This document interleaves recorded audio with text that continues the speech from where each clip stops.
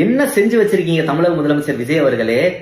அரசியல் ஒரு பெரிய சாக்கடை அப்படின்னு சொல்லி சீரியல் பார்த்துட்டு இருந்த பெரியவங்க, அரசியலுக்கும் எனக்கும் என்ன சம்பந்தம் அப்படின்னு சொல்லி ஓடிடியில வெப் சீரிஸ் பார்த்துட்டு இருந்த பெண்கள், அரசியல் ஒரு போருமா அப்படின்னு சொல்லி விளையாட்டுத்தனமா இருந்த இளைஞர்கள், இவங்க எல்லாரையும் அரசியலை உற்று பார்க்கறது மட்டும் இல்லாம அரசியல் பேச வச்சிருக்கீங்க.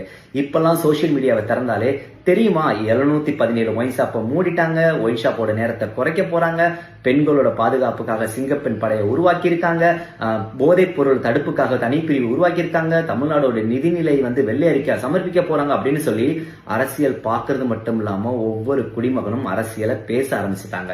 இது எவ்வளவு பெரிய மாற்றம் தெரியுமா? ஒவ்வொரு குடிமகனுக்குள்ளேயும் அரசியல் இருந்தா மட்டும்தான் நாடு வளரும். அப்படி ஒரு வளர்ச்சிக்கான முதல் படியை உங்களுக்கு தெரிஞ்சோ தெரியாமலோ மிக பெருசா கொண்டு வந்து எளிமையா சேர்த்திருக்கீங்க. இதுக்கு முதல்ல எங்களோட நன்றியை தெரிவிச்சுக்கிறோம். இந்த ஆட்சி நல்லபடியா தொடரணும்னு நாங்க வேண்டிக்கிறோம். நன்றி, வணக்கம்.